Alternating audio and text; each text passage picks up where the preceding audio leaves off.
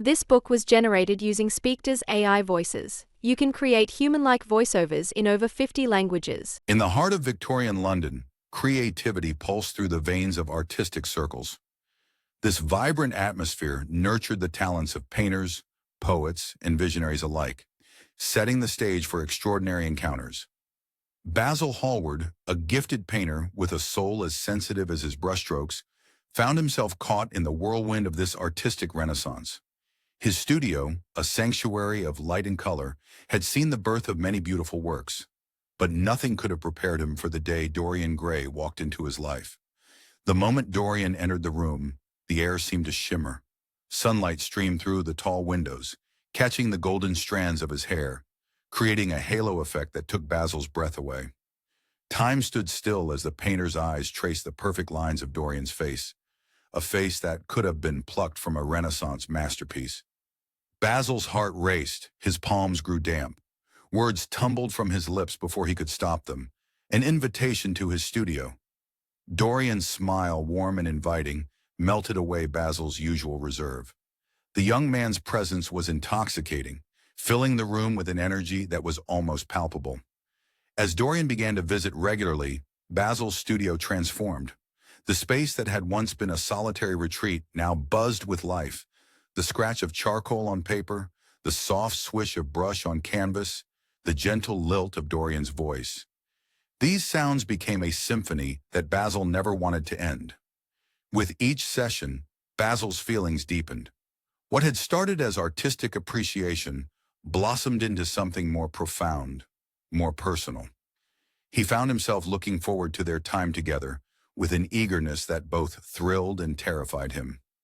The portrait he was creating became more than just a painting. It was a declaration of admiration, a testament to the effect Dorian had on him. Basil's growing attachment manifested in a fierce protectiveness. He began to guard their time together jealously, reluctant to share Dorian with the outside world. The thought of introducing him to others, especially his worldly and cynical friend Lord Henry Wotton, filled Basil with dread. Lord Henry's sharp wit and decadent philosophies were like poison to Basil's ears. He could almost see them seeping into Dorian's pure soul, tainting his innocence. The very idea made Basil's stomach churn with anxiety. Despite his best efforts, Basil couldn't keep Dorian in a bubble forever. The young man's beauty and charm were like a beacon, drawing people to him like moths to a flame. Basil watched with a mixture of pride and fear as Dorian began to spread his wings, venturing out into London's glittering social scene. As the portrait neared completion, Basil found himself at a crossroads. His feelings for Dorian had grown into something he could no longer ignore, yet he knew he must conceal them at all costs. The weight of his secret pressed down on him, threatening to crush his spirit. In quiet moments, when Dorian's gaze was turned away, Basil allowed himself to dream of a world where their connection could be acknowledged openly. But reality always intruded, harsh and unforgiving, reminding him of the societal norms that bound them. With a heavy heart, Basil realized that his masterpiece was both a blessing and a curse. It had brought Dorian into his life, but it also served as a constant reminder of what he could never have. As he put the finishing touches on the portrait, Basil struggled to conceal the depth of his attachment, a love that dared not speak its name. As the final brushstroke dried on the canvas, a knock at the studio door shattered the peaceful atmosphere. Basil's heart sank as he recognized the sharp, aristocratic tones of Lord Henry Wotton. The door swung open, revealing the charismatic figure of his friend, his eyes already fixed on Dorian with dangerous interest. Basil felt a chill run down his spine, sensing that this moment would change everything. Lord Henry Wotton was a charismatic and dangerously influential aristocrat. His sharp wit and hedonistic philosophy were renowned in London's high society circles. On this particular summer day, he decided to pay a visit to his friend Basil Hallward's studio, unaware that this seemingly ordinary call would set in motion a chain of events that would forever alter the lives of those present. The afternoon sun bathed the streets of London in a golden glow as Lord Henry's carriage clattered to a stop outside Basil's studio. The air was thick with the scent of blooming roses from nearby gardens, mingling with the acrid smell of smoke from distant factories. As he stepped out onto the cobblestone street, Lord Henry adjusted his immaculate silk cravat and strode purposefully toward the studio door. The moment he crossed the threshold, Lord Henry was enveloped by the familiar aroma of oil paints and turpentine. The studio was awash in warm, natural light that streamed through the large windows, illuminating dust motes that danced in the air. Canvases in various states of completion lined the walls, each one a testament to Basil's artistic genius.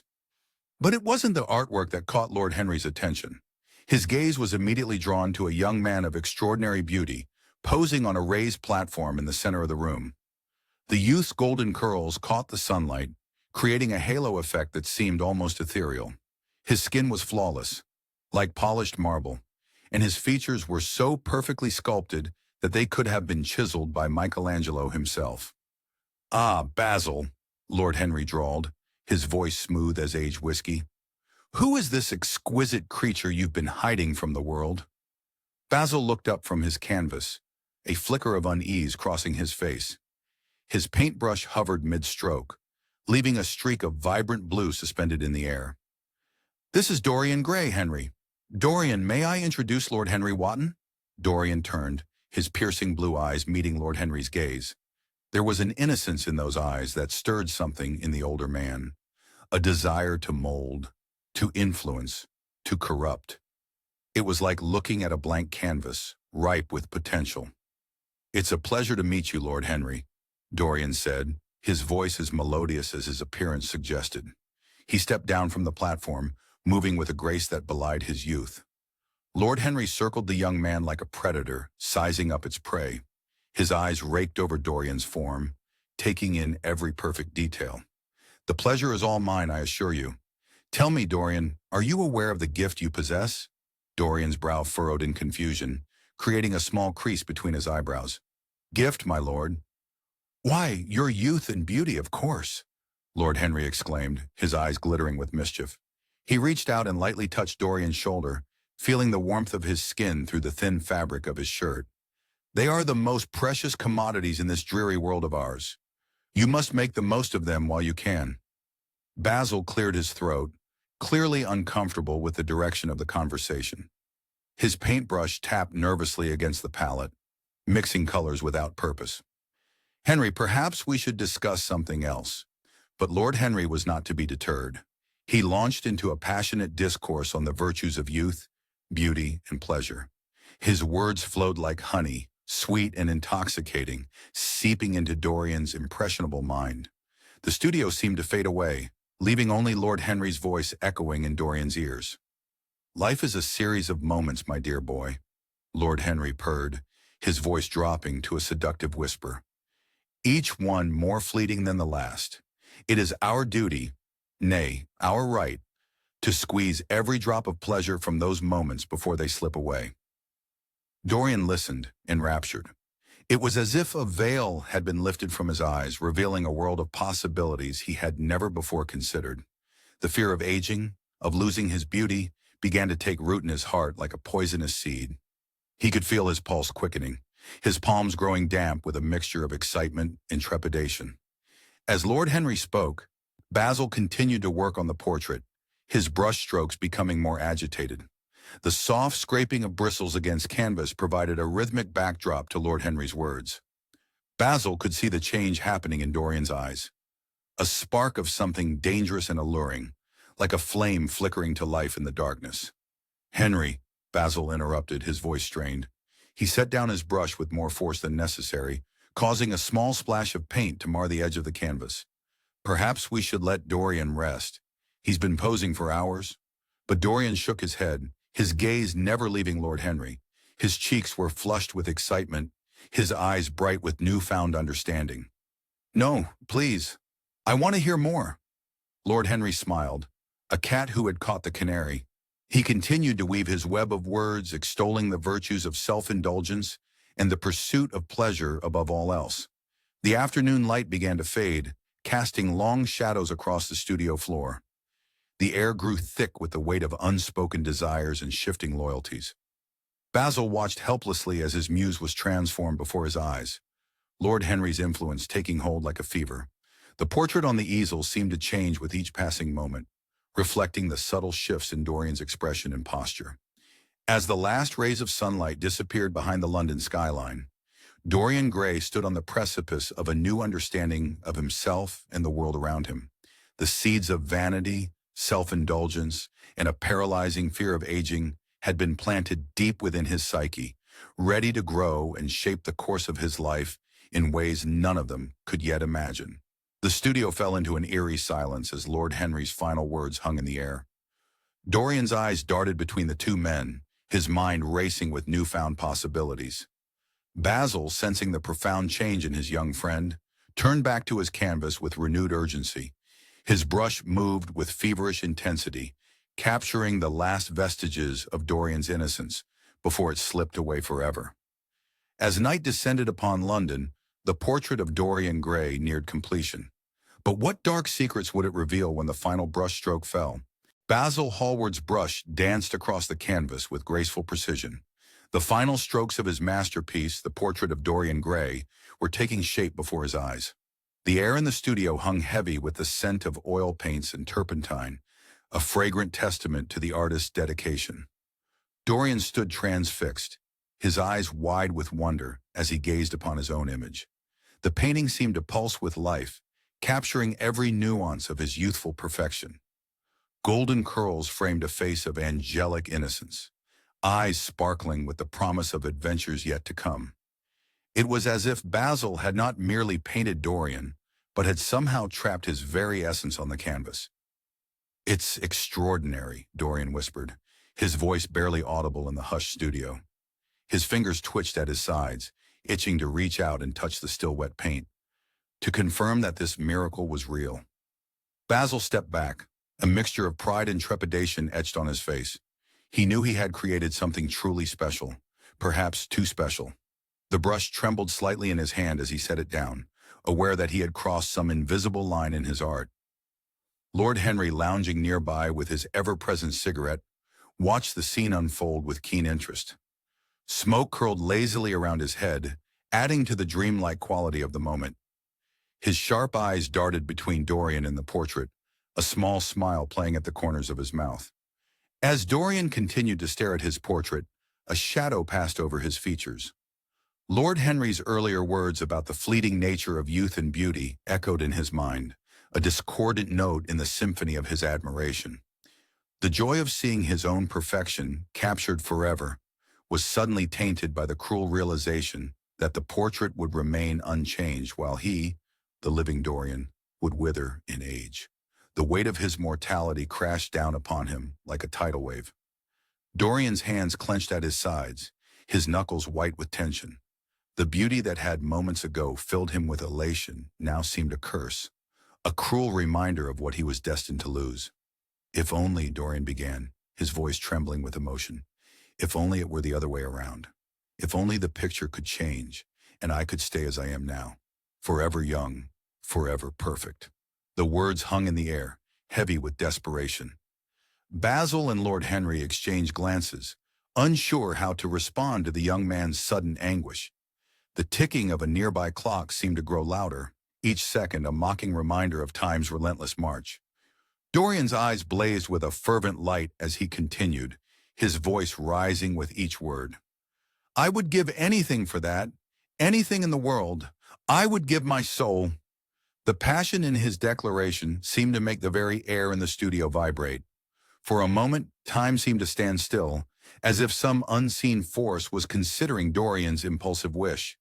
The candles flickered, casting dancing shadows on the walls, and a chill breeze swept through the room, rustling papers and causing the men to shiver involuntarily. Then, as quickly as it had come, the moment passed. Dorian's shoulders slumped, the fire in his eyes dimming. He laughed, a hollow sound that echoed in the suddenly quiet studio. "How foolish of me," he said, attempting a smile that didn't quite reach his eyes. "It's just a painting, after all." But as Dorian turned away from the portrait, preparing to leave the studio, something imperceptible shifted. A tiny change, unnoticed by the three men, occurred in the painting. It was as if some cosmic deal had been struck, setting in motion a chain of events that would alter the course of Dorian's life forever. The portrait, now more than mere paint and canvas, had become a silent witness to Dorian's soul. It would bear the burden of his experiences, the weight of his sins, while Dorian himself remained untouched by time. The first brushstroke of corruption had been painted, invisible for now, but destined to grow with each passing day. As Dorian stepped out of the studio and into the fading light of the afternoon, he was blissfully unaware of the Faustian bargain he had unwittingly made. The portrait behind him, seemingly unchanged, held the secret of his newfound immortality and the price he would pay for it. The sun was setting as Dorian made his way home, casting long shadows across the streets of London. A strange energy thrummed through his veins, making him feel more alive than ever before. As he turned a corner, the sound of his polished shoes clicking against the cobblestones echoed off the buildings. Suddenly, he found himself in an unfamiliar part of the city, surrounded by grimy streets that seemed to whisper dark secrets. Dorian hesitated, a shiver running down his spine. What adventures or dangers awaited him in these shadowy alleyways? Dorian's polished shoes clicked against the uneven cobblestones of grimy streets. These streets seemed to whisper secrets as he walked. The air hung heavy, a pungent cocktail of coal smoke, unwashed bodies, and cheap liquor that assaulted his senses. It was a stark contrast to the perfumed drawing rooms he frequented. Yet Dorian found himself intoxicated by the raw energy pulsing through this unfamiliar world. As night descended, gas lamps flickered to life, casting long shadows that transformed the narrow alleys into a bewildering maze. Dorian's heart raced, his breath quickening with each new sight and sound. The cacophony of life surrounded him. Raucous laughter from nearby taverns, the clatter of horse hooves on stone, and the distant strains of a street musician's melancholy tune. It was in this state of heightened awareness that Dorian stumbled upon a rundown theater. Its faded facade, peeling paint revealing glimpses of former grandeur, barely hinted at the magic that lay within. Drawn by an inexplicable force, he pushed open the creaking door and slipped inside. The musty air enveloped him like a familiar embrace, tickling his nostrils with the scent of dust and dreams. The moment Sybil Vane took the stage, time seemed to grind to a halt. Her voice, clear as a mountain stream, rang out through the dingy theater, breathing life into Shakespeare's immortal words. Dorian watched, transfixed, as she transformed before his eyes. One moment a love-struck Juliet, her face alight with innocent passion, the next a fierce Lady Macbeth, her eyes burning with ambition and madness. Night after night, Dorian returned, his obsession growing with each performance. Sybil's ability to slip in and out of characters was like watching a butterfly emerge from its chrysalis, again and again. Her talent was raw, unpolished, but all the more captivating for its purity. Dorian found himself leaning forward in his seat, breath held, afraid to miss a single nuance of her performance. As he watched her, Dorian felt something stir within him, a longing he had never experienced before. It was as if Sybil held the key to unlocking a part of himself he didn't know existed. Her performances were a mirror, reflecting back at him the myriad possibilities of human emotion and experience. He saw in her eyes the depths of love, the heights of joy, the abyss of despair, all the colors of the human experience painted in vivid strokes across the canvas of her face.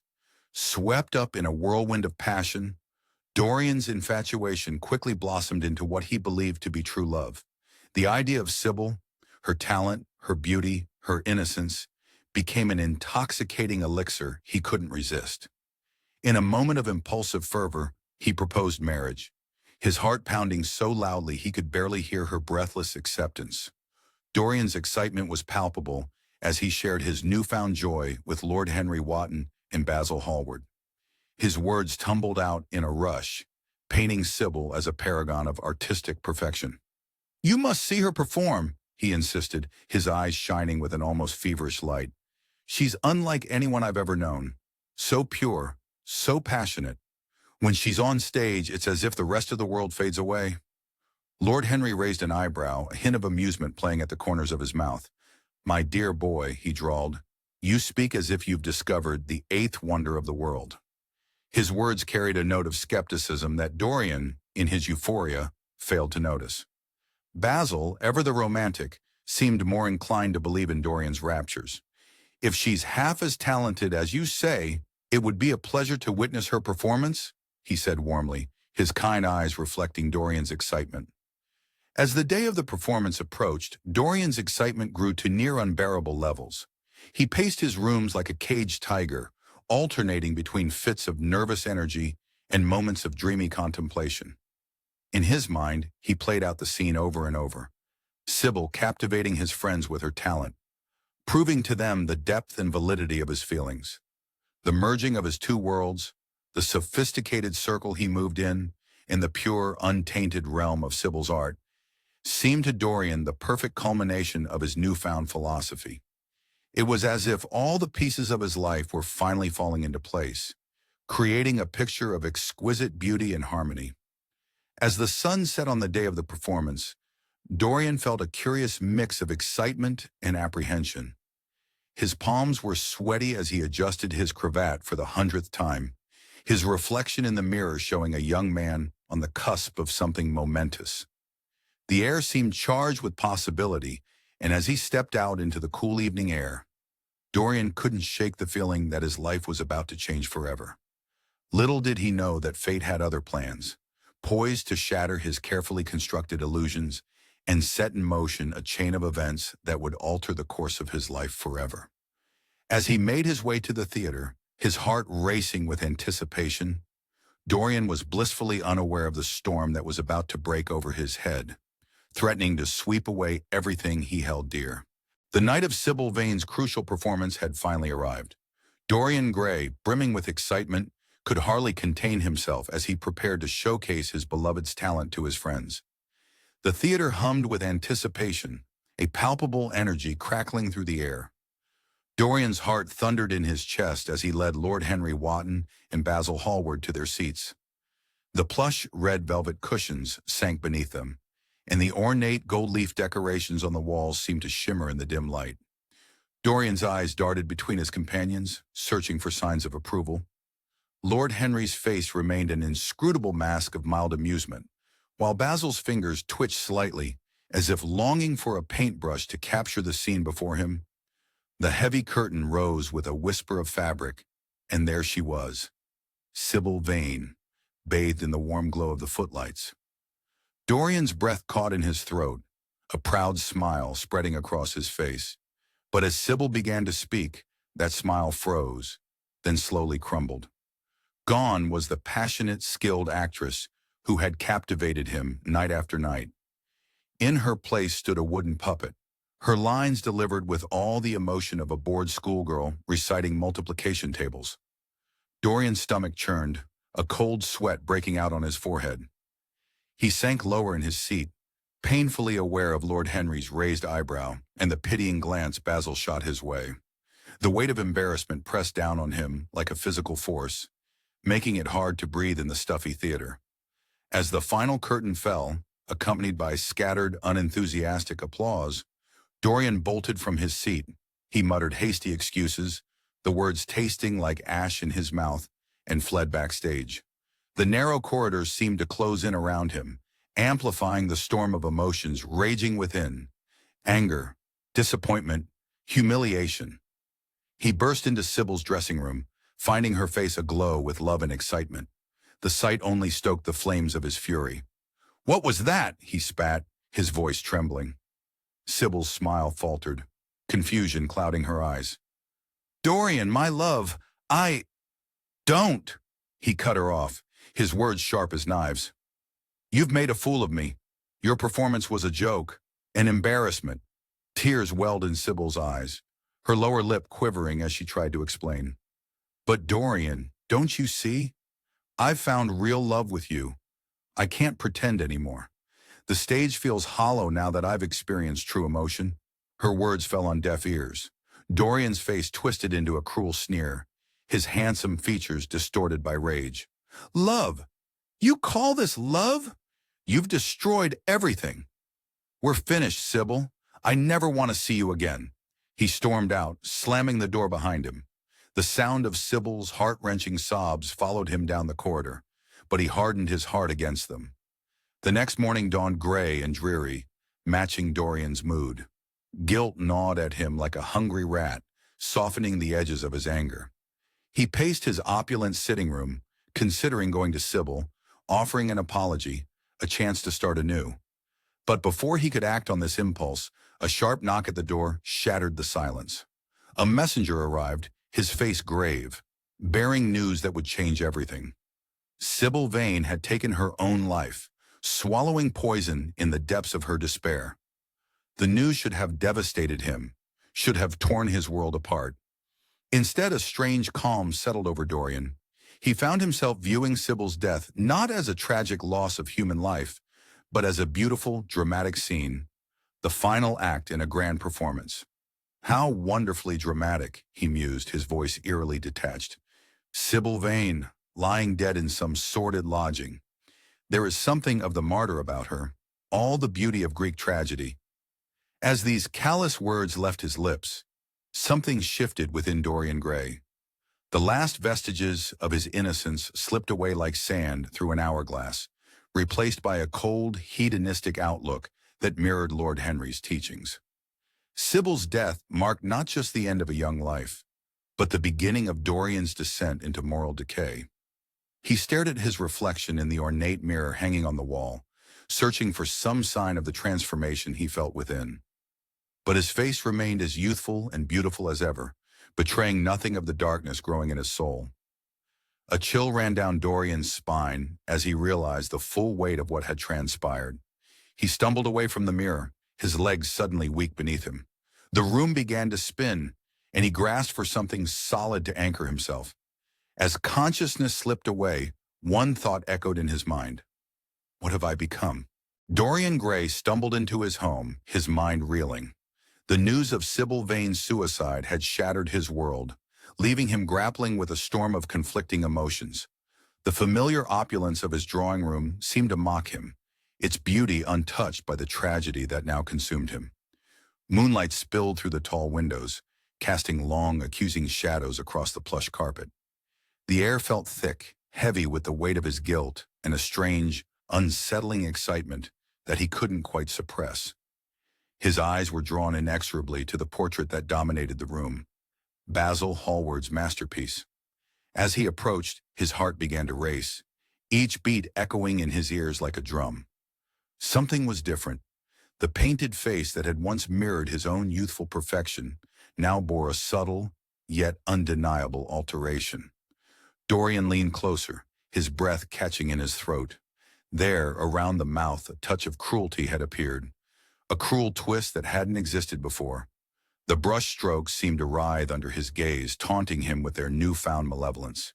It can't be, he whispered, his voice trembling like a leaf in a storm. But the evidence was undeniable. His wild, desperate wish had come true. The portrait was changing, bearing the mark of his sin, while he remained untouched by time and transgression. A dizzying mix of horror and exhilaration washed over him, threatening to sweep him off his feet.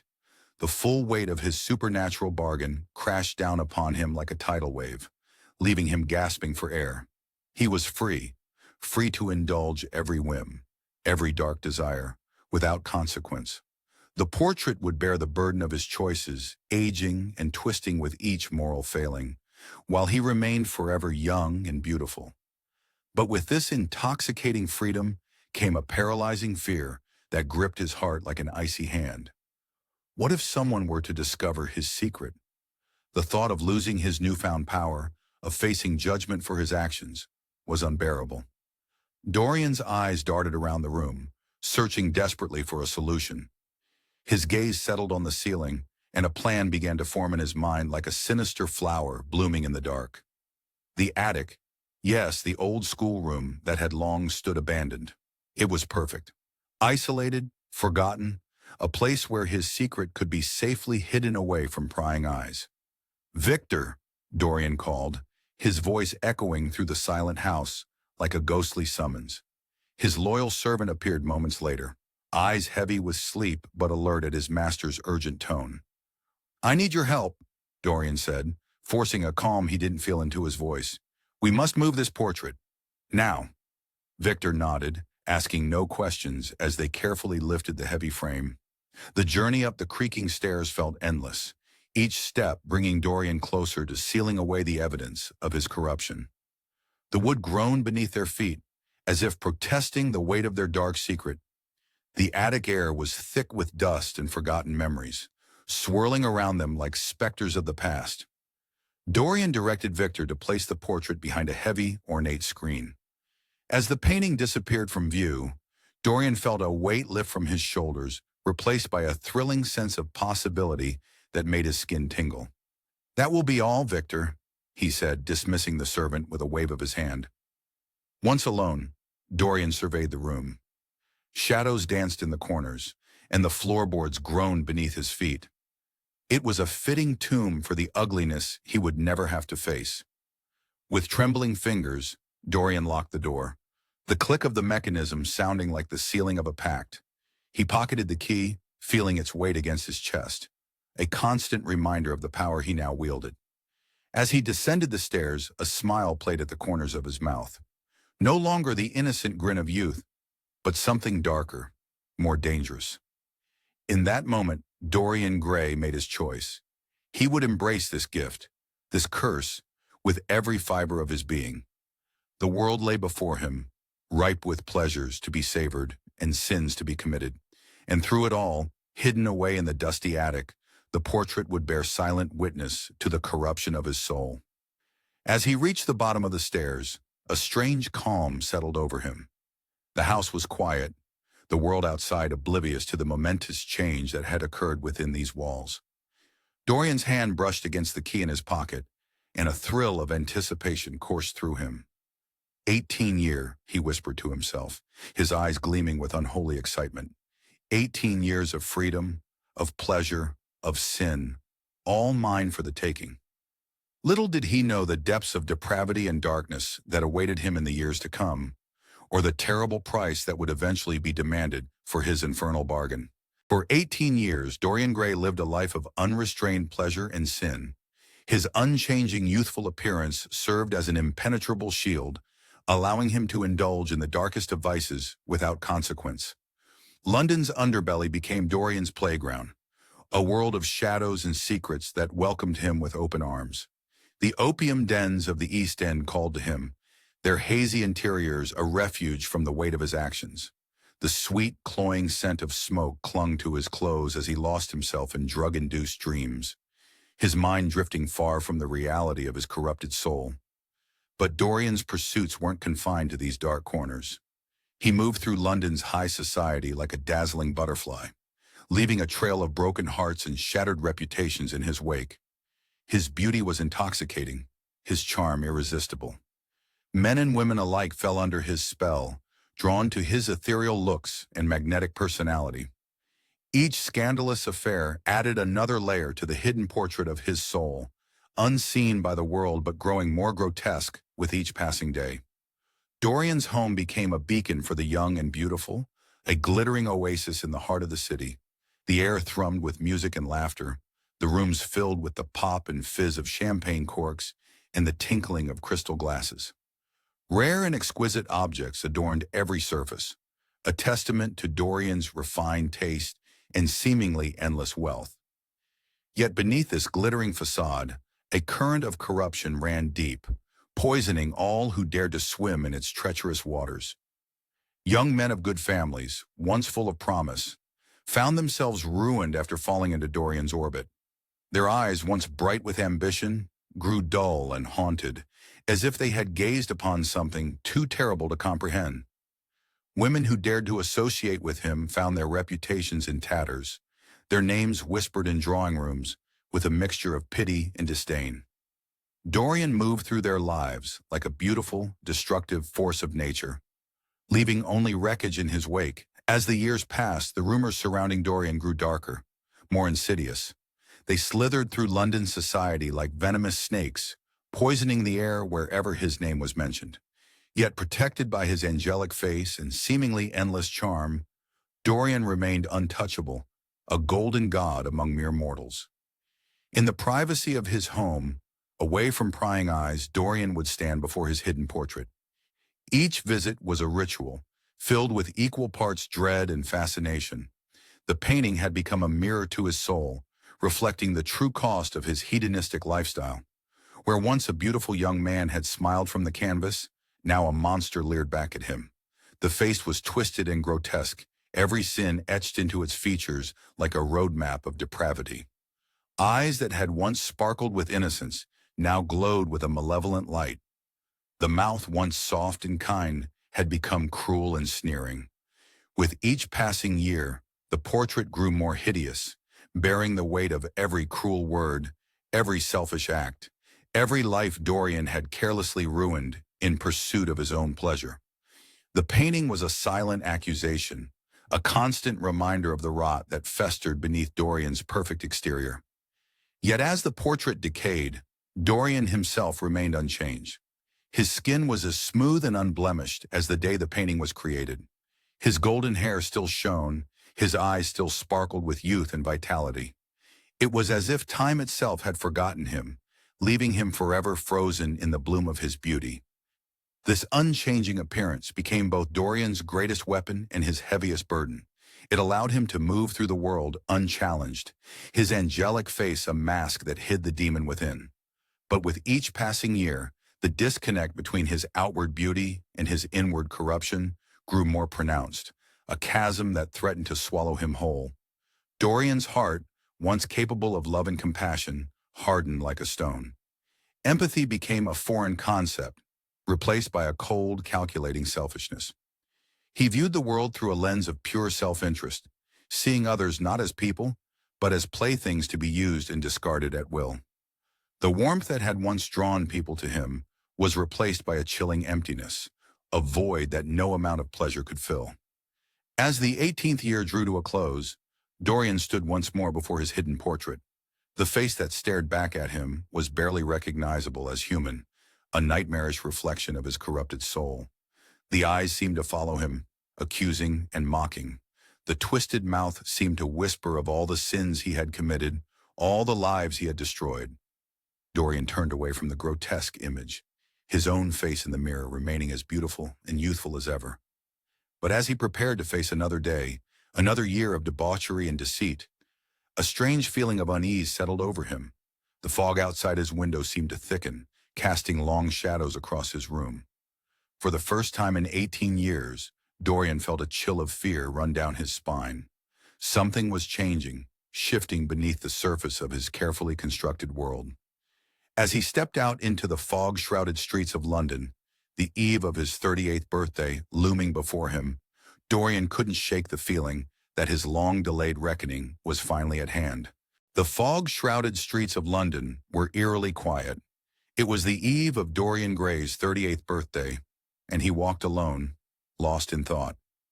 The mist clung to his expensive coat, beating like tiny pearls on the dark fabric. Each step echoed hollowly against the cobblestones, the sound swallowed by the thick, soupy air. Suddenly, a figure emerged from the gloom. Dorian's heart skipped a beat as he recognized the familiar face of Basil Hallward, the artist who had once captured his youthful beauty on canvas. Basil's eyes, wide with concern and a hint of fear, searched Dorian's face. "Dorian," Basil said, his voice barely above a whisper, carried on the damp air. "I've been hearing terrible things about you. Please, tell me they're not true." Dorian's lips curled into a smirk, his handsome features betraying no sign of the corruption that lay beneath. His green eyes, once bright with innocence, now glittered with a dangerous light. "And what if they are, dear Basil? What then?" The artist's face fell, his shoulders sagging under the weight of his worry. The lines around his eyes deepened, etched by years of concern for his once-beloved subject. "You can't mean that, Dorian. The things they say. They speak of such depravity, such evil. This isn't the young man I once knew." A flicker of something, perhaps regret, perhaps anger, passed across Dorian's face. For a moment he seemed to wrestle with a decision, his jaw clenching and unclenching. Then with a sudden resolve, he grabbed Basil's arm, his fingers digging into the soft fabric of the artist's coat. "Come with me," he said, his voice low and urgent. "I'll show you the truth." The two men made their way through the misty streets, the fog swirling around their feet like ghostly tendrils. Dorian's townhouse loomed before them, a dark silhouette against the night sky. As they entered, the warmth of the interior did little to dispel the chill that had settled in Basil's bones. Dorian led the way up the stairs, each step creaking ominously beneath their feet. The sound seemed to echo Basil's racing heartbeat. The air grew thick with tension as they climbed higher and higher, finally reaching the attic door. Dorian's hand trembled slightly as he reached for the key, the metal cold against his skin. "Dorian," Basil pleaded one last time, his voice thick with emotion. "Whatever it is, it's not too late. We can make things right." But Dorian was beyond hearing. With a swift motion, he unlocked the door and flung it open. The room beyond was dark, save for a sliver of moonlight that fell across a shrouded object in the center. The air was heavy with dust and secrets. "You wanted the truth, Basil?" Dorian's voice was barely recognizable, twisted with a mixture of fear and madness. "Here it is!" He yanked away the covering, revealing the portrait that had once captured his youthful beauty. But now in its place was a nightmare-made flesh. The face on the canvas was grotesquely aged, every sin and depravity etched into its features. The eyes, sunken and filled with malice, seemed to stare directly at Basil, boring into his soul. The artist recoiled in horror, his hand flying to his mouth to stifle a scream. The smell of old paint and decay filled his nostrils. "Dear God," he whispered, his voice trembling. "What have you done?" Dorian's laughter, high and hysterical, filled the room. It bounced off the walls, surrounding them like a cage of sound. "Don't you see, Basil? This is your masterpiece. This is what your art has wrought." Basil fell to his knees, tears streaming down his face. The floorboards creaked beneath him, dust rising in small clouds. "Dorian, please," he begged, his words choked with sobs. "It's not too late. We can seek forgiveness. We can make amends. Let me help you." But something in Dorian had snapped. The weight of his sins, the years of deception, came crashing down upon him. In that moment, he saw Basil not as a friend, but as a witness to his shame, a living reminder of the innocence he had lost. With a snarl of rage, Dorian lunged for a nearby table, his hand closing around the handle of a knife. The metal gleamed dully in the moonlight. Before Basil could react, Dorian was upon him, the blade flashing in the dim light. Again and again Dorian struck, each blow fueled by a madness that had been years in the making. Basil's pleas turned to screams, then to whimpers, and finally to silence. The sound of tearing flesh and the dull thud of the knife filled the air, a horrific rhythm in the once quiet room. As the last echoes of the struggle faded away, Dorian stood over the body of the man who had once been his dearest friend. Blood dripped from his hands, each drop a testament to his final descent into darkness. The portrait loomed behind him, a silent witness to the final, irrevocable step that Dorian Gray had taken. Dorian's breath came in ragged gasps, the reality of what he had done slowly seeping into his consciousness. He looked down at his blood-stained hands, then back at the grotesque portrait. The eyes in the painting seemed to mock him, challenging him to face the consequences of his actions. Suddenly, a noise from downstairs jolted him back to reality. Footsteps echoed through the house, growing louder with each passing second. Panic gripped Dorian's heart as he realized he was no longer alone in the house. The door to the attic seemed to shrink away, becoming a distant point of escape as the footsteps drew ever closer. The opulent room, once a sanctuary of beauty and art, now felt suffocating. The air hung heavy with the metallic scent of blood, mingling with the lingering aroma of oil paints and turpentine. Dorian's eyes darted frantically, settling on the lifeless form of his friend. Basil's unseeing eyes seemed to accuse him, and the blood pooling on the Persian rug was a stark contrast to the refined elegance of the surroundings. Panic seized Dorian's heart, his breath coming in short, sharp gasps. The tick-tock of the ornate clock on the mantel echoed like a countdown, each second bringing him closer to discovery. He had to act, and quickly. In his desperation, a name surfaced from the depths of his memory. Alan Campbell, the brilliant chemist who had once been a close friend. Their relationship had fractured years ago, torn apart by unspoken tensions and diverging paths. Now Alan might be Dorian's only hope. With trembling hands, Dorian penned an urgent message. His usually elegant script was now a frantic scrawl, the ink blotching where his shaking fingers pressed too hard. The wait for Alan's arrival was excruciating. Dorian paced the room like a caged animal, his mind racing through increasingly dire scenarios. When Alan finally arrived, his face was a mask of reluctance and barely concealed disdain. The years had not been kind to him, etching deep lines of worry around his eyes. Dorian, in contrast, remained as youthful and beautiful as ever, a fact that seemed to deepen Alan's discomfort. "I need your help, Alan," Dorian said, his voice a mixture of charm and desperation. The words hung in the air between them, heavy with unspoken history. Alan's refusal was immediate and vehement. His eyes, once warm with friendship, now burned with a cold fury. But Dorian was prepared. Like a snake striking its prey, he lashed out with his secret weapon. Blackmail. The words fell from his lips like poison, revealing a dark secret from Alan's past that threatened to destroy everything the chemist held dear. The color drained from Alan's face, leaving him ashen and defeated. "What do you want me to do?" he asked, his voice barely above a whisper. Dorian led him to the room where Basil's body lay, watching as horror and revulsion washed over Alan's features. "I need you to make him disappear," Dorian said, his tone eerily calm. "Completely."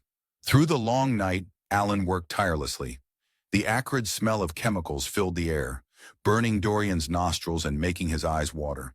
He paced restlessly, alternating between watching Alan's progress and staring out the window, half expecting to see the police at any moment.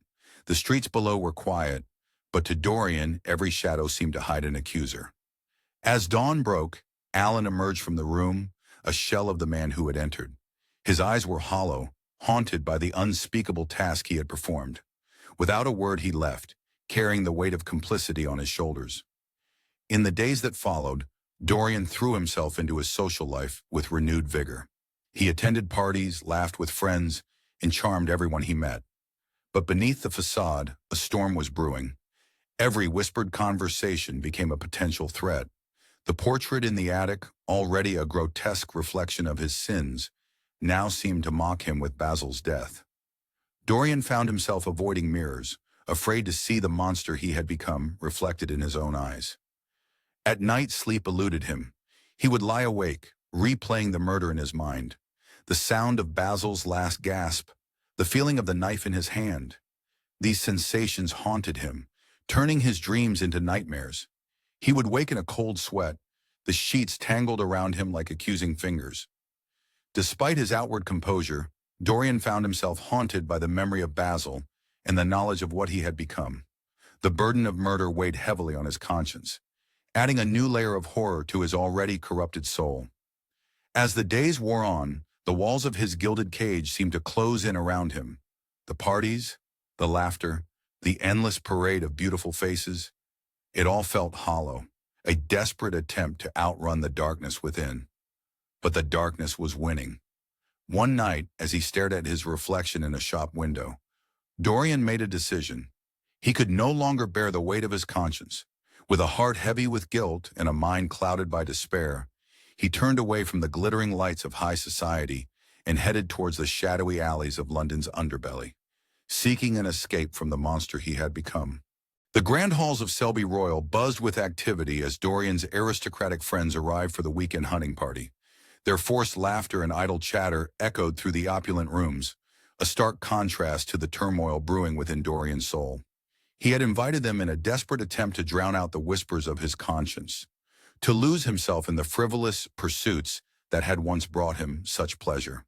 As dawn broke on the day of the hunt, a thick mist clung to the grounds like a shroud, mirroring the haze of guilt that clouded Dorian's mind. The air was crisp and biting, carrying the scent of damp earth and gunpowder. It filled his lungs with each shaky breath, a reminder of the fragility of life. Dorian stood at the edge of the woods, his hands trembling slightly as he gripped his rifle. The cold metal against his palms felt heavier than usual, as if burdened by the lives it had the power to take. The hunting party spread out across the estate, their excited voices and the baying of hounds shattering the morning stillness. Dorian moved mechanically, his thoughts far from the sport at hand. Every rustle in the undergrowth made him start, his imagination conjuring the vengeful face of James Vane in every shadow. The leaves crunched beneath his feet, each step feeling like a countdown to an inevitable confrontation. Suddenly a shot rang out, louder and more final than the others. The excited shouts of the hunters turned to cries of alarm. Dorian's heart raced, pounding against his rib cage like a caged animal. He rushed toward the commotion, branches whipping against his face, leaving thin, stinging scratches. A sick feeling of dread and hope warred in his chest, making his stomach churn. There, sprawled on the forest floor, lay a man's body. As Dorian drew closer, his breath caught in his throat. The face, though slack in death, was unmistakable. James Vane, his would-be killer, now lay still and harmless at his feet. The man's eyes stared blankly at the canopy above, accusing even in death. A storm of emotions raged within Dorian. Relief washed over him like a cool wave, extinguishing the immediate threat to his life. Yet hot on its heels came a surge of guilt, burning and acrid. Though he had not pulled the trigger himself, Dorian felt the weight of yet another life lost because of his actions. The metallic scent of blood mingled with the earthy smell of the forest, turning his stomach. As the initial shock subsided and the authorities were called, Dorian retreated to the solitude of his study. The room, once a sanctuary of pleasure and beauty, now felt like a prison. The paintings on the walls seemed to stare accusingly, their eyes following him as he paced restlessly. The plush carpet muffled his footsteps, the silence broken only by his ragged breathing. The days following the hunting party dragged on, each hour feeling like an eternity. The house emptied of guests, their departure leaving a vacuum that seemed to suck the very life from the rooms. The silence that settled over Selby Royal was oppressive, broken only by the ticking of the grandfather clock in the hall. Each second echoed like a hammer blow, a reminder of the life he had wasted in pursuit of eternal youth and fleeting pleasures. Dorian found himself unable to enjoy the diversions that had once consumed him. His books lay untouched, their spines gathering dust. His music remained unplayed, the piano keys cold and silent. Even the exquisite meals prepared by his chef tasted like ash in his mouth, each bite a joyless act of sustenance. He was a man adrift, cut loose from the moorings of his hedonistic lifestyle and left to face the stark reality of his choices.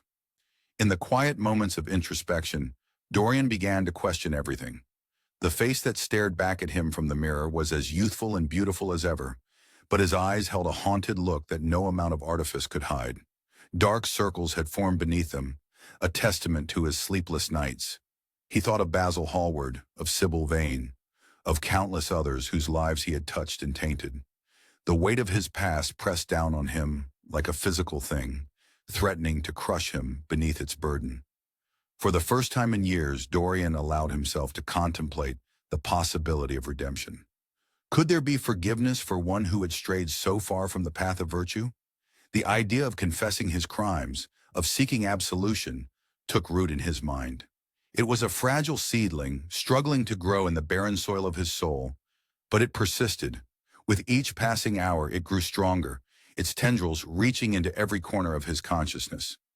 As night fell on Selby Royal, Dorian stood at the window of his bedroom, gazing out at the moonlit grounds.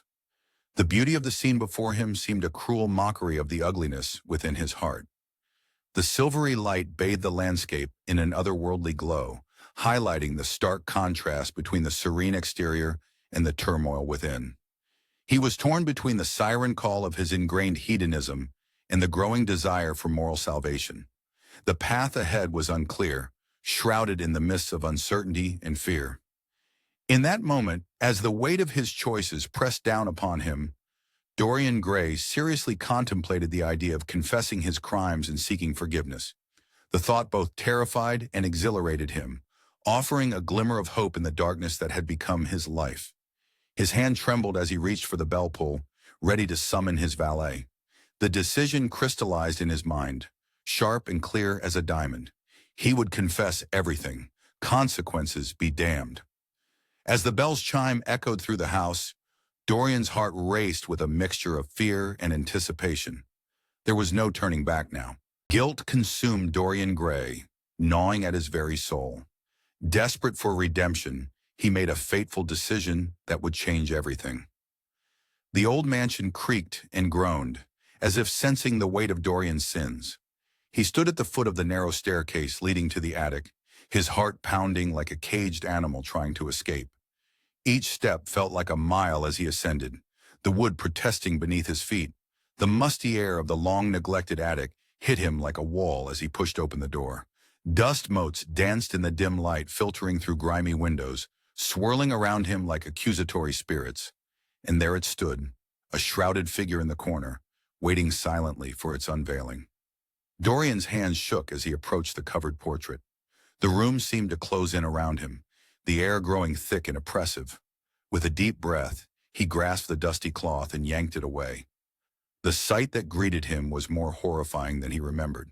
The once handsome face was now a twisted mass of wrinkles and scars, a roadmap of every cruel deed and selfish thought. The eyes, sunken and filled with malice, seemed to follow him as he stumbled backward. "What have I become?" Dorian whispered, his voice cracking. The weight of his actions crashed over him like a tidal wave.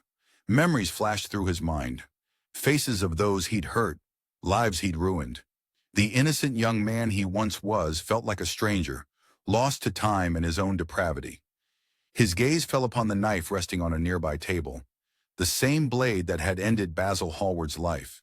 It gleamed in the dim light, calling to him with a siren song of finality.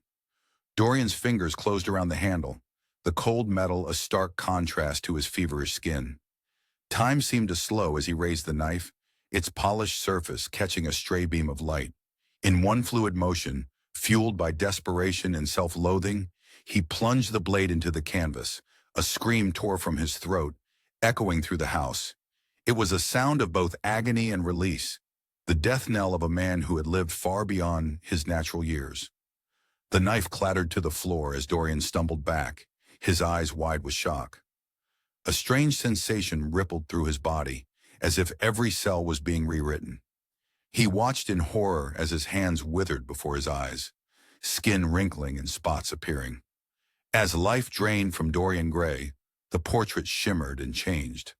The grotesque features melted away, replaced by the youthful, innocent face that had once captivated London society. It was as if time itself was being reversed, the painting absorbing the corruption that had defined Dorian's existence. Panicked footsteps thundered up the stairs as the servants, alerted by the unearthly scream, rushed to investigate. They pounded on the locked door, their voices muffled and distant to Dorian's fading senses. With his last ounce of strength, Dorian turned to face the portrait one final time. The young man in the painting smiled down at him, untouched by the passage of time or the weight of sin. A tear rolled down Dorian's now ancient cheek as he whispered, "Forgive me." The door burst open, and the servants recoiled at the sight before them. On the floor lay the body of an old man, twisted and disfigured beyond recognition. Only the familiar rings on his gnarled fingers hinted at his true identity. Beside him, the knife gleamed, its blade still wet. And there on the wall, restored to its original beauty, hung the portrait of Dorian Gray. The servants stood in stunned silence, unable to comprehend the transformation they had witnessed.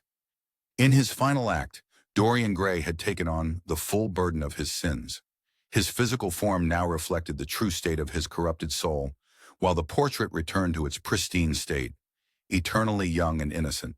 The price of vanity and cruelty had finally been paid, leaving behind a mystery that would baffle those who discovered it for years to come. As the first rays of dawn crept through the attic windows, they fell upon the portrait of a beautiful young man, forever frozen in time. The servants whispered among themselves, trying to make sense of what they had seen. But some truths are too strange, too terrible to be believed. The legend of Dorian Gray would live on, a cautionary tale of the dangers of unchecked desire and the true cost of eternal youth. This book was generated using Speakter's AI voices. You can create human-like voiceovers in over 50 languages.